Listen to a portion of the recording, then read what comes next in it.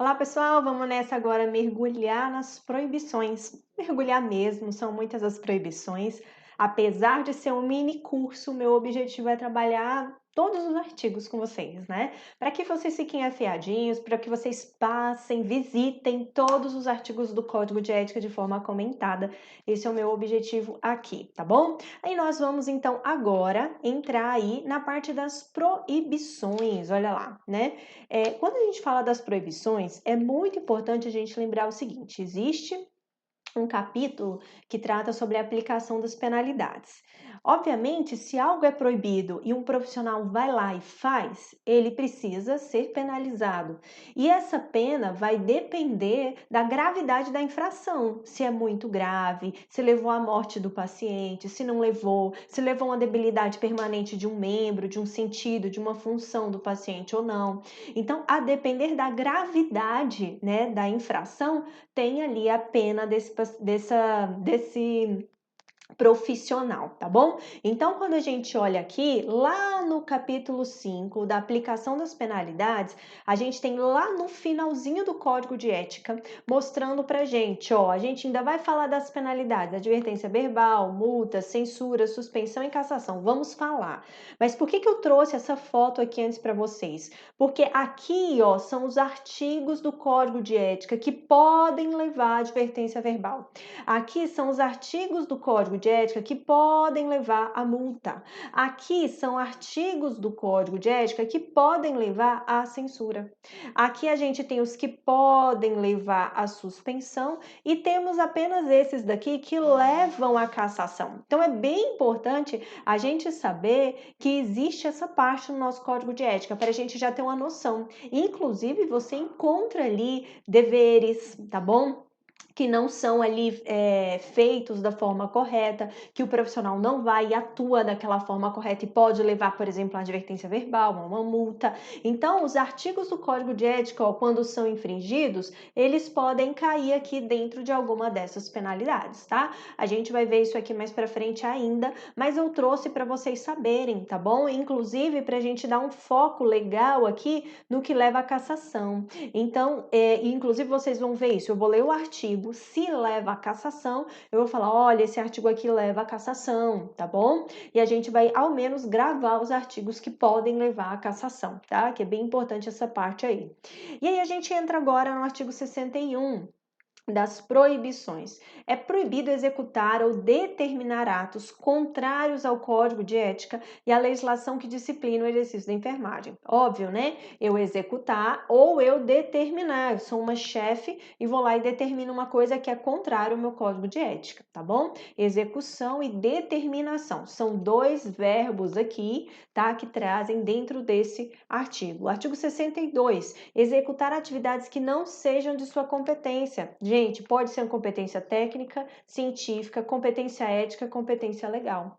Ou que não ofereça segurança ao profissional, à pessoa, à família ou à coletividade. Então aqui a gente tem uma proibição. Se você não tem competência técnica para tal atividade, você não pode exercer. É proibido.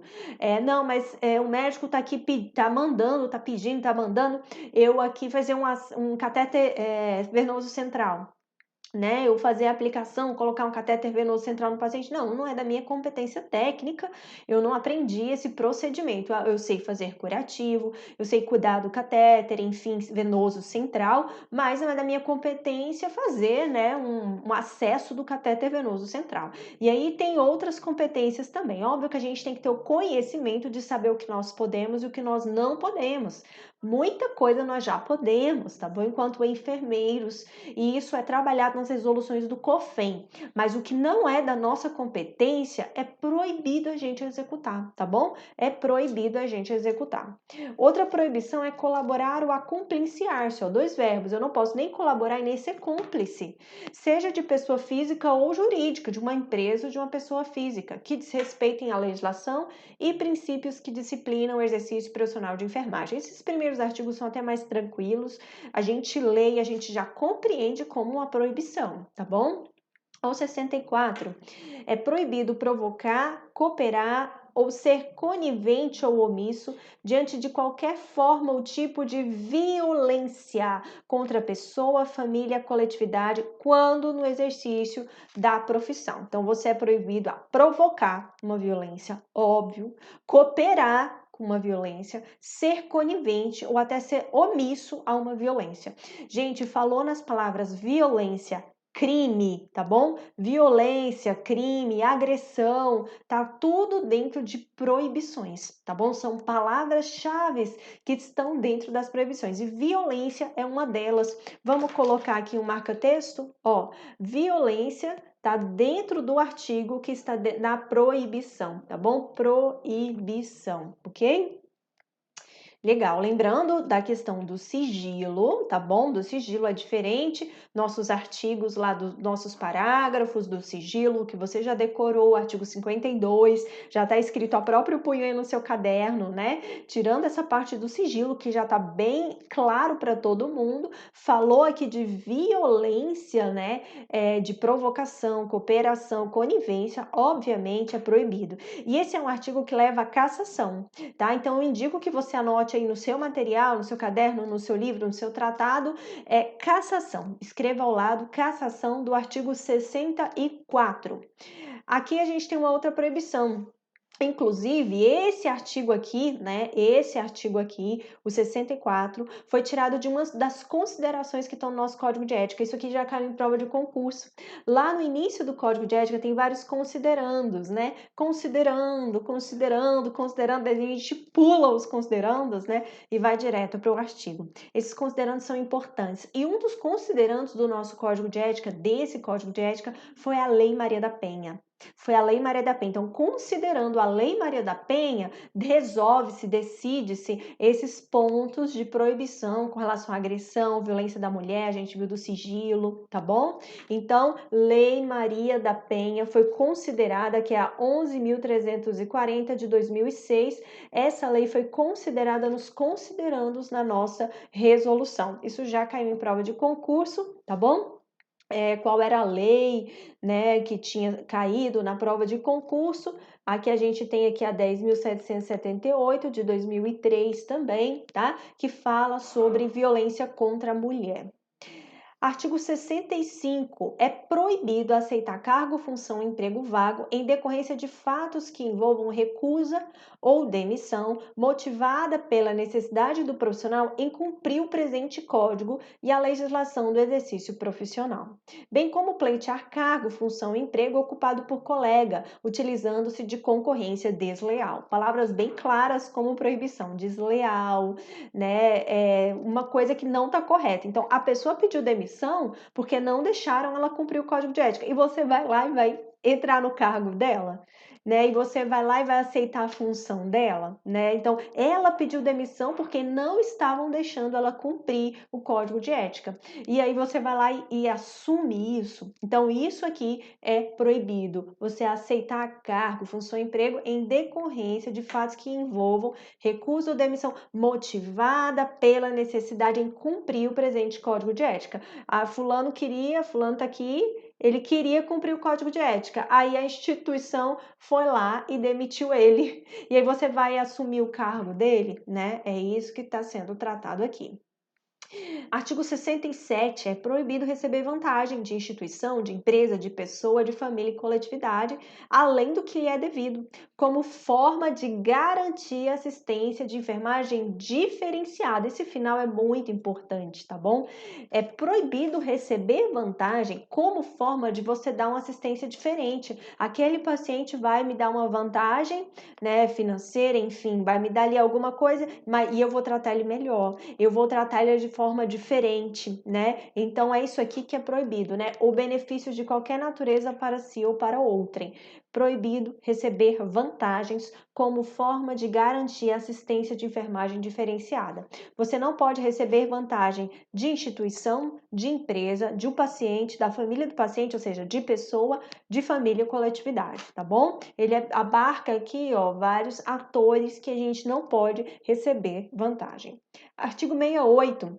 É proibido valer-se, quando no exercício da profissão, de mecanismos de, óbvio, coação omissão ou suborno com pessoas físicas ou jurídicas para conseguir qualquer tipo de vantagem. Olha que coação, omissão ou suborno, tá bom? Coação, violência, coação, agressão, crime são palavras que estão relacionadas dentro das proibições. Coação é uma delas, tá bom? Coação.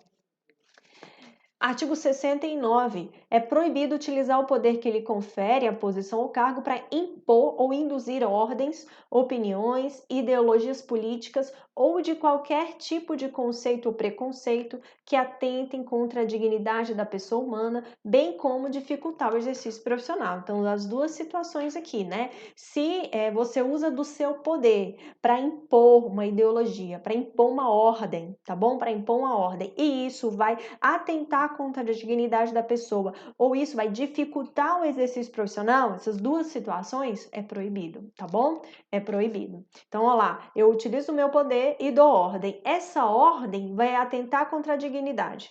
Essa ordem vai dificultar o exercício profissional. Enfim, é proibido, tá bom? Pode ser opinião ou ideologia política. Ideologia política é bem a cara de prova de concurso, viu? Se você está estudando para prova de concurso, essa palavrinha aí, né? Ela, como está muito em voga, muito se fala em ideologias políticas, obviamente eu indico que você dê uma atenção especial para esse artigo aqui, beleza? Vamos ver aqui o artigo 70. É proibido utilizar dos conhecimentos de enfermagem para praticar atos tipificados como crime, contravenção penal. Gente, então aqui já está muito claro. Se está no artigo crime, contravenção penal, então é proibido, tá bom? A palavra crime já traz pra gente uma proibição. Contravenção penal também, tanto em ambientes onde exerça a profissão, quanto naqueles que não exerça, ou qualquer ato que infringe os postulados éticos e legais, ó, quanto naqueles em que não exerça. Gente, se você responder por um crime na esfera penal, né, você vai responder também na esfera profissional, tá bom? Quando isso envolve aqui, ó, o seu conhecimento de enfermagem. Se você pratica um crime envolvendo conhecimento de enfermagem, seja dentro do hospital ou fora, é uma enfermeira que matou fulano utilizando uma seringa e a medicação X. Óbvio, ela usou conhecimento de enfermagem e cometeu um crime. Então, ela vai responder na esfera penal e ela vai responder aqui pelo artigo 70, obviamente, né, no Código de Ética, e isso leva à cassação, não tenha dúvida, porque obviamente pode, como o exemplo que eu dei, levar à morte do paciente e causar grandes danos, tá bom? A diferença entre crime e contravenção penal. Crime é mais grave, tá bom? Por exemplo, um roubo. A contravenção penal é considerada na esfera penal menos grave, por exemplo, portar uma arma branca fora de casa. Não se pode portar arma, mas a pessoa vai lá e porta a arma. Ela não feriu uma outra pessoa, né? Não há algo nesse sentido, por isso ela é menos grave, é contravenção penal, né? O crime tem reclusão e detenção, pode chegar até 30 anos, né? Ação penal pública e privada, tentativa é punível. Se tenta fazer um crime, obviamente tem uma pena. A prisão aqui é mais simples, até 5 anos, apenas ação penal, tá? Incondicionada. A tentativa não é punível. Obviamente, a tentativa de crime é punível, a tentativa de contravenção não é. Isso é só uma informação a mais para vocês saberem, tá bom? Porque aqui no nosso Código de Ética fala de crime e contravenção penal. Então, é uma informaçãozinha a mais que eu estou trazendo para vocês esse conceito aqui. Artigo 7.1. É proibido promover ou ser conivente com injúria, gente, calúnia, difamação de pessoa e família, membros das equipes de enfermagem de saúde, organizações da enfermagem, trabalhadores de outras áreas, instituições em que exerce sua atividade profissional, né? Obviamente, se a gente ou promove ou se é conivente, é a chefia, é um gestor e não falou nada com relação a uma calúnia, falou algo que não é verdade, né, com relação a outro profissional, uma injúria, ou seja, fere ali a imagem daquela pessoa. Normalmente essas coisas estão juntas, né, estão unidas. A difamação é a fofoca, né? E pode ser de algo verdadeiro, pode ser algo que é verdade, mas quando disseminado, destrói a imagem da pessoa. Então, a injúria, a calúnia e a difamação são, assim, coisas que destroem moralmente uma pessoa. E é por isso que a promoção disso e ser conivente com isso é proibido de acordo com o nosso Código de Ética, tá bom? Artigo 72, é proibido praticar ou ser conivente com crime. Já sabemos, gente, novamente aqui, crime, contravenção penal ou qualquer ato que infrinja postulados éticos e legais no exercício profissional. Então, novamente aqui no artigo 72, nós encontramos cassação. Deixa eu só verificar aqui o artigo 70, isso aqui é a utilização dos conhecimentos, tá bom? É aqui a prática ou a conivência, ó, 72, 70, são bem parecidos, só que no 70, o uso dos meus conhecimentos, isso pode acontecer dentro da instituição ou não, tá? Como eu dei o exemplo de uma enfermeira que vai lá e mata uma pessoa com os conhecimentos dela de uma medicação fatal, tá? E isso foi dentro da casa dela, por exemplo, ela vai responder profissionalmente. Aqui no 72 é a prática de um crime ou contravenção penal no exercício profissional, então lá dentro do hospital, tá? Então são duas situações diferentes, mas ambas são proibições e ambas levam à cassação, tá? Artigo 73, provocar aborto, cooperar com prática destinada a interromper a gestação, exceto nos casos permitidos pela legislação vigente. Então, em regra, é proibido provocar aborto. Então, nós temos o verbo provocar, o verbo cooperar, tá bom? E o verbo cooperar. Então, é proibido tanto provocar quanto a cooperação do ato. Se ele não está previsto como legal na nossa legislação vigente, tá bom? Então, nos casos permitidos pela legislação, o profissional deverá decidir de acordo com a sua consciência sobre sua participação, desde que seja garantida a continuidade da assistência. Esse artigo pode levar à cassação. Vamos entender dois pontos agora. Primeiro ponto, em regra, o caput do artigo, que é a cabeça do artigo fala, é proibido provocar ou provocar o aborto ou cooperar em prática destinada a interromper a gestação. Esse aqui é a regra, tá? E aí a gente tem exceção, exceto nos casos permitidos na legislação. Nós temos três casos, três situações que são permitidas na legislação. A questão, a prática do aborto, são elas: se a gestação é decorrente de estupro, se a gestação representar risco de vida à mulher e se for caso de anencefalia fetal. Nessas três situações, né, que a lei, no caso, permite o aborto, o profissional, parágrafo único, deverá decidir de acordo com a sua consciência. Então, chega lá uma gestante no seu setor e tem a situação de um caso de anencefalia fetal, a equipe, de acordo com a lei, e a mulher, enfim, decide a prática do aborto. Você não concorda com aquela situação, então você vai decidir de acordo com a sua consciência a cooperação nesse ato ou não que é previsto na legislação, tá bom? Então, cabe o profissional, de acordo com a sua consciência, participar ou não, se é legal, ok? Nessas três situações aqui, tá? É bem importante a gente saber disso. Essas três situações, o profissional vai decidir. Lembrando que ele tem que garantir, tem que dar continuidade à assistência da paciente, ele não pode deixar a paciente desassistida, né? Mas ele tem que garantir a continuidade da assistência, passando para outro colega, passando para plantão, tendo humanização em toda e qualquer situação, tá bom? Vamos lá. Atualmente, o aborto é permitido nas seguintes situações, para a gente reforçar: risco de vida da mãe, causado pela gravidez, estupro, violência sexual e fetos anencéfalos. Então, nessas três situações, o profissional decide de acordo com a sua consciência, ok? Artigo 74, é proibido promover ou participar de prática destinada a antecipar a morte da pessoa. Vou falar um pouquinho mais desse artigo 74, porque são situações que caem muito em prova de concurso, são situações que trazem polêmicas, tanto a questão do aborto quanto a questão da eutanásia, né? E quando a gente fala de uma prática destinada a antecipar a morte da pessoa, no Brasil, né? No Brasil, a eutanásia é considerada um crime, tá bom? É considerada um crime de acordo com o Código Penal. Diante disso, aqui também a gente responde na esfera profissional. Então, é proibido tanto promover a eutanásia quanto participar da prática destinada à eutanásia, tá bom? 75. É proibido praticar ato cirúrgico, exceto nas situações de emergência ou naquelas expressamente autorizadas na legislação, desde que possua competência técnica científica necessária. Em regra, é proibido praticar ato cirúrgico. Em regra, proibido praticar ato cirúrgico, mas temos exceções. Então, a exceção é uma situação de emergência, ou naquela expressamente que se autoriza na legislação, né? Atualmente a gente tem situações previstas, né? Desde que você se sinta capaz e tenha competência técnica para salvar o paciente ou uma situação nesse sentido. Então, em regra, praticar ato cirúrgico, proibido. Temos as exceções, ok? Eu queria lembrá-los, vamos lá, que o 74 da eutanásia pode levar à cassação. Anota aí no seu material.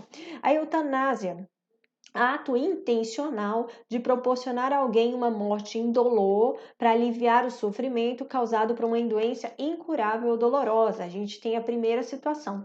O paciente tem uma doença incurável, uma doença considerada terminal e incurável.